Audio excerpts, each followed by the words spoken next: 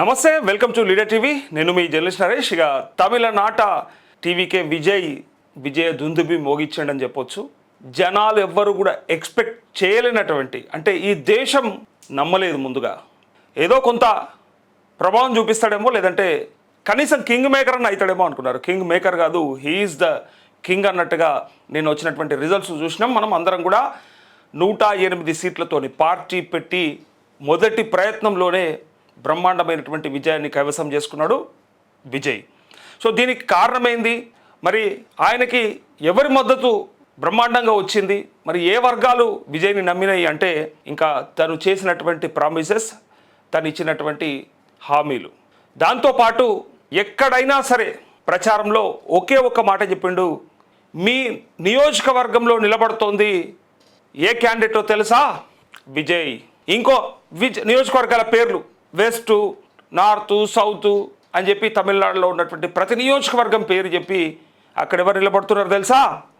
విజయ్ నిలబడతా ఉన్నాడని చెప్పేసి, నేనే నిలబడుతున్నా అని ప్రతి నియోజకవర్గానికి నా మొహమే అనుకోండి అండ్ నాకే ఓటేయండి, నేనే అనుకోండి అని చెప్పినటువంటి ఆ వీడియోలు విపరీతంగా సోషల్ మీడియాలో వైరల్ అవుతా ఉన్నాయి, ట్రోల్ అవుతా ఉన్నాయి. సో మొత్తానికైతే విజయ్ని నమ్మిండ్రు తమిళనాట. అయితే స్టాలిన్కి ఇది ఎదురుదెబ్బ అని చెప్పుకోవచ్చు. వాళ్ళు ఊహించినటువంటి పరిణామం ఇది. పైగా మొదటిసారి పార్టీ పెట్టి అతి స్వల్ప కాలంలో ఇంత ప్రభావం చూపించిండు అంటే ఎవరు కూడా అంటే డైజెస్ట్ చేసుకోలేకపోతా ఉన్నారు రాజకీయ ప్రత్యర్థులంతా కూడా. సో దానికి కారణం మరి ఏంది? విజయ్ అసలు ఏం హామీలు ఇచ్చిండు, మరి ఎట్లా నమ్మిర్రు తమిళనాట? ఒక్కసారి చూద్దాం. మీకు ఈ వార్త చూడండి. తమిళనాట సిటీ మార్ ఏకంగా 108 స్థానాల్లో టీవీకే జయకేతనం అంటూ ఇందులో రెండు ముఖ్యమైనటువంటి విషయాలు బాగా ట్రోల్ అవుతూ ఉన్నాయి. ఒకటి, నటి త్రిష మద్దతుతోనే బ్రహ్మాండంగా విజయ్ చాలా అంటే మోరల్ సపోర్టు పూర్తిగా త్రిష నుంచే అని చెప్పి తను నిన్న వెళ్ళి కలవడము, ఇదంతా చూసి దాన్ని కూడా ట్రోల్ చేస్తూ ఉన్నారు ఆ విషయాన్ని కూడా. ఇంకొకటి, తనకి డ్రైవర్గా పనిచేసినటువంటి వ్యక్తి ఎవరైతే ఉన్నారో ఆ డ్రైవర్ కొడుకు కూడా టికెట్ ఇచ్చి తనని కూడా ఎమ్మెల్యే గెలిపించుకున్నాడు కదా. ఆ రెండు విషయాల్ని విపరీతంగా వైరల్ చేస్తూ ఉన్నారు. ఒకసారి వినండి. ఏకంగా 108 స్థానాల్లో టీవీకే జయకేతనం. తొలి ప్రయత్నంలోనే సీఎం కాబోతున్న విజయ్. మ్యాజిక్ ఫిగర్ 118 పొత్తు ఎవరితో? తమిళనాడులో తొలిసారి ద్రవిడవాదం లేని పార్టీ విజయ్ డంకా మోగించింది. అందులోనూ మొదటిసారి ఎన్నికల్లో పోటీ చేసిన టీవీకే ఏకంగా 108 స్థానాల్లో జయకేతనం ఎగిరేసింది. ఎన్నికల ముందు వరకు ఈ పార్టీని ఎవ్వరూ పెద్దగా పట్టించుకోలే, మీడియా కూడా పట్టించుకోలే. గట్నే ఉంటుంది, మనం చేసే పనులే సౌండ్గా రావాలి తప్ప మన మాటలు సౌండ్ రాకూడదు అన్నట్టు విజయ్ బ్రహ్మాండంగా తన విజిల్ ద్వారా మాత్రమే ప్రచారం చేసి ఇలా ఒకటేసారి 108 స్థానాలు చూపించేసరికంటే అందరి మైండ్ బ్లాంక్ అయిపోయింది, ఆగమైపోయారు. నిన్న మనం కూడా ఒక వార్త చెప్పినాం, ఏమో గుర్రం ఎగరావచ్చు చెప్పలేం, పైన ఉన్నది కిందికి రాకమానదు, కింద ఉన్నది పైకి రాకమానదు, ఏదైనా జరగవచ్చు.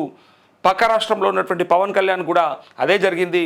ఒకసారి పోటీ చేస్తే ఆయన సీటు కూడా గెలుచుకోలేని ప్రయత్నం కాడికెళ్ళి మొత్తం నిలబెట్టిన ప్రతి చోట క్లీన్ స్వీప్ చేసినటువంటి ఏదైతే గత రిజల్ట్స్ ఉన్నాయో అవి జరిగినా జరగవచ్చు. He is not a king maker, maybe he will be the king అని చెప్పి నేను ఎగ్జాక్ట్గా నేను చెప్పినా అదే జరిగింది. బ్రహ్మాండంగా అదే రిజల్ట్ వచ్చింది. అంటే నేను చెప్పినాను వచ్చింది అనుకున్నారు, కాదు.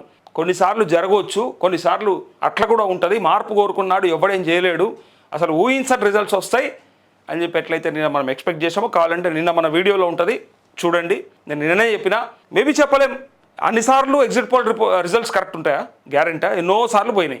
ప్రశాంత్ కిషోర్ ఎగ్జిట్ పోల్ ఎటో పోయింది రిపోర్టు, మంచి వాళ్ళు అనలిస్టులు చెప్పినటువంటి సర్వే సంస్థలు చెప్పినటువంటి రిపోర్ట్స్ ఎటో పోయినాయి. సో అట్లా కూడా జరగవచ్చు.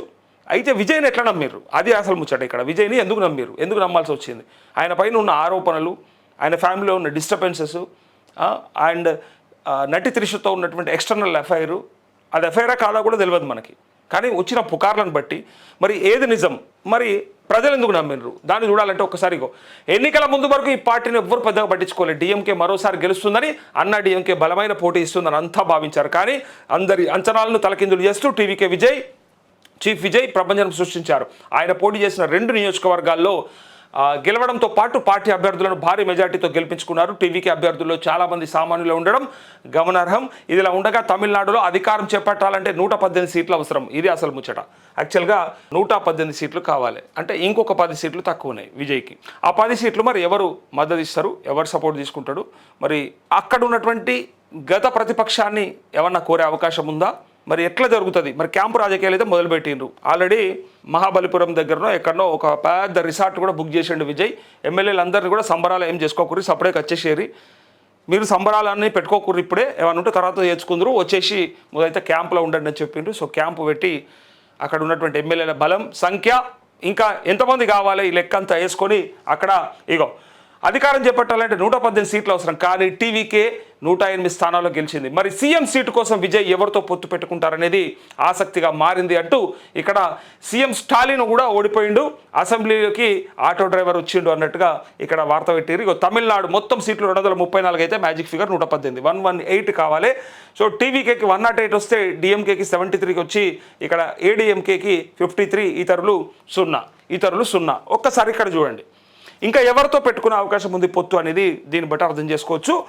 గతంలో ఇగో డిఎంకే పార్టీ అధినాయకుడు సీఎం స్టాలిన్ అధికారంలో ఉండే కాబట్టి, సో అప్పటి ప్రతిపక్షమైన ఏడీఎంకే ఏదైతే ఉందో పార్టీ, సో 53 సీట్లతో ఉన్నారు కాబట్టి, సో వాళ్ళకేమైనా డిప్యూటీ సీఎం కొన్ని పోర్ట్ఫోలియోలు ఆఫర్ చేస్తే ఇక్కడ నుంచి 53 సీట్ల మద్దతు విజయ్కి లభించే అవకాశం ఉంది. కాకపోతే ఇంకొక చిత్రమైనటువంటి కొన్ని జరిగే అవకాశం ఉంటుంది. ఇందులో ఉన్నటువంటి 53 మందిలో, ఇందులో ఉన్నటువంటి 73 మందిలో అల్లకేలో ఒక 5గురిని, ఇళ్ళకేలో ఒక 5గురిని గుంజినా, కొన్నా, బెదిరించినా, బలవంతం చేసినా అన్ని చట్టవిరుద్ధమే, అన్ని చట్ట వ్యతిరేకమే. కానీ జరుగుతుంది రాజకీయాల్లో హంగు వచ్చిన చోట.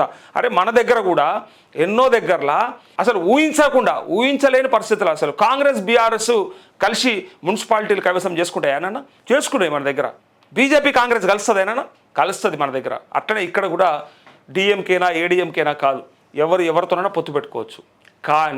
కానీ అవసరం తక్కువ ఉన్నది కాబట్టి 73 ఎమ్మెల్యేలని, లేకపోతే ఇక్కడ 53 మంది ఎమ్మెల్యేలని తీసుకొని వాళ్ళకి పోర్ట్ఫోలియోలు పంచి, లేకపోతే వాళ్ళకు లెక్కనో పత్రమో ఏదో ఒకటి ఇచ్చి వాళ్ళని తీసుకునే కంటే వాళ్ళకి సగం పెట్టి ఇక ఏమంటారు కదా, పొద్దుందాకా వాళ్ళని మేపుకుంటా నడవాల్సి వస్తుంది. కాబట్టి పక్క రాష్ట్రంలో కూడా చూస్తారు కాబట్టి ఒక కూటమి ప్రభుత్వం ఉంటే వేరే వాళ్ళకి ఎత్తెట్లా నేనేది దాని ఉద్దేశం, సరే వాళ్ళ పార్టీనో లేకపోతే వాళ్ళకు ఫండింగో లేకపోతే వాళ్ళకు ప్రాజెక్ట్లో కాంట్రాక్ట్లో ఏవో ఒకటి ఇవ్వాల్సి వస్తుంది. కాబట్టి ఈ పంచాయతీ కంటే సప్పుడేక ఇళ్ళకేలో ఒక 5గురు, అల్లకేలో ఒక 5గురు లిఫ్ట్ చేస్తే అయిపోతుందని సోషల్ మీడియాలో పెట్టారు. అటో మంత్రి పదవి, ఇటో మంత్రి పదవి, 5గురు తెచ్చినోడికి మంత్రి పదవి, ఇటు 5గురు తెచ్చినోడికి మంత్రి పదవి, సరిపోతుంది కదా. సో అందుకోసమే ఒక 10 మందిని ఎట్టి పరిస్థితులలో అల్లకేలో ఇళ్ళకేలో లాగుతారని చెప్పేసి మనకు వార్త కనిపిస్తూ ఉంది. అయితే విజయ్ ఎట్లా గెలిచిండు? చాలామందికి ఉన్నటువంటి అనుమానం ఏంటంటే విజయ్ని ఎందుకు నమ్మిర్రు ప్రజలు, ఆయనని ఎందుకు యాక్సెప్ట్ చేసిర్రు అనే దాన్ని ఒక్కసారి ఆయన చేసినటువంటి ప్రామిసెస్ ఏంటి అండ్ ఆయన మేనిఫెస్టోలో పెట్టుకున్నటువంటి ముఖ్యమైన హామీలు ఏంటి ఒకసారి మీరు చూడండి. ఇగో దీన్ని బట్టి అర్థం చేసుకోవచ్చు. ఇగో విజయ్ని గెలిపించిన హామీలు 7 హామీలు గెలిపించినాయి. మహిళలకు నెలకు 2500 రూపాయలు ఇస్తా అన్నాడు. మరి మన దగ్గర అయితే ఇచ్చుడు కుదరలే, తెలంగాణలో అయితే మరి ఎట్లా ఇస్తాడా చూడాలి. 2500 అయితే ఇస్తా అని చెప్తే అక్కడ ఉన్నటువంటి మహిళలందరూ నమ్మినరు. మరి ఎంతమంది మహిళలకు ఇస్తాడు ఏంది?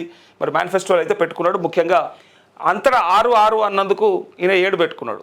ఇక్కడ తెలంగాణలో 6 గ్యారంటీలు అన్నారు, గెలిపించారు. పక్క రాష్ట్రంలో సూపర్ 6 అన్నారు, అక్కడ గెలిపించారు. ఇక్కడ ఇక ఈ 6 కాదు, ఇక్కడ 7వ ఏదైతే ఉందో 7వది పెట్టుకుందామని చెప్పేసి ఇగో ఏడాదికి 6 గ్యాస్ సిలిండర్లు ఉచితం. మళ్ళీ ఇలా కూడా ఒక 6 వచ్చింది. ఇక్కడ 2500 మహిళలకు ఇస్తా అన్నాడు. ఏడాదికి 6 సిలిండర్లు ఫ్రీగా ఇస్తా అన్నాడు. ఆడబిడ్డల పెళ్లికి 8 గ్రాముల బంగారం ఇస్తా అన్నాడు. 6 వచ్చింది, 7 వచ్చింది, 8 వచ్చింది, అన్నీ వచ్చినాయి. ఇళ్ళనే 6 ఉన్నది, 7 ఉన్నది, 8 ఉన్నది. సో 8 గ్రాముల బంగారం. తులం అంటే 10 గ్రాములు. సో తులం కంటే ఒక 2 గ్రాములు తక్కువ. 2 గ్రాములు తక్కువ అంటే 1,50,000 అంటే ఒక 30,000 తక్కువ. అంటే 1,20,000 రూపాయలకు ఇలా కనిపిస్తూ ఉంది మనకి 8 గ్రాముల బంగారం. ఆ ప్రకారంగా ఆడబిడ్డలకు పెళ్ళిళ్ళు అయితే ఇక్కడ కళ్యాణ్ లక్ష్మి షాది ముబారక్ లెక్క అక్కడ కూడా ఇస్తా అన్నాడు. మహిళలకు ఉచిత బస్సు ప్రయాణం, ఇదేదో తెలంగాణలో సక్సెస్ అయింది, కర్ణాటకలో సక్సెస్ అయింది అనుకొని తను కూడా పెట్టే ప్రయత్నం చేసిండు. మరి అక్కడ ఎట్లా సక్సెస్ అవుతుంది? తమిళనాడులో అయితే ఇంకా ఎక్కువ ఉంటాయి. ఏమంటారు కదా, శికలు పట్టుకొని కొట్లాడు, జుట్లు పట్టుకొని కొట్లాడు, ఇంకా తమిళనాడులో ఎక్కువ ఉంటాయి. మనం ఆల్రెడీ గతంలో చాలా వీడియోలు చూస్తాం. అంటే అలా నేను తక్కువ చేసి చూపెట్టట్లేదు. కాకపోతే గతంలో ఉన్నటువంటి వీడియోల ప్రకారంగా భవిష్యత్తులో మళ్ళీ ఆడ ఎన్ని సిగపట్లు ఉంటాయో అనే విషయాన్ని చెప్తా ఉన్నా. అది సోషల్ మీడియాలో ఉంది, అది వైరల్. విద్యార్థులకు ఏటా 15,000 రూపాయలు సాయం చేస్తా అన్నాడు. నిరుద్యోగ భృతి అంటే డిగ్రీ చేస్తే నెలకు 4,000 రూపాయలు ఇస్తూ డిప్లొమా చేసిన వాళ్ళకి 2,500 ఇస్తా అన్నాడు. అట్లనే 5 ఎకరాల లోపు భూమి ఉన్న రైతులకు అన్ని రకాల రుణాలు మాఫీ, మొత్తం రుణమాఫీ చేస్తా అని చెప్పిండు. నమ్మిండ్రు. విజయ్ని గెలిపించింది ఈ రుణమాఫీ. పైగా 5 ఎకరాలు దాటి భూమి ఉన్న వాళ్ళందరికీ కూడా వాళ్ళ లోన్లు ఏముంటే ఆ లోన్లల్లో 50% మాఫీ.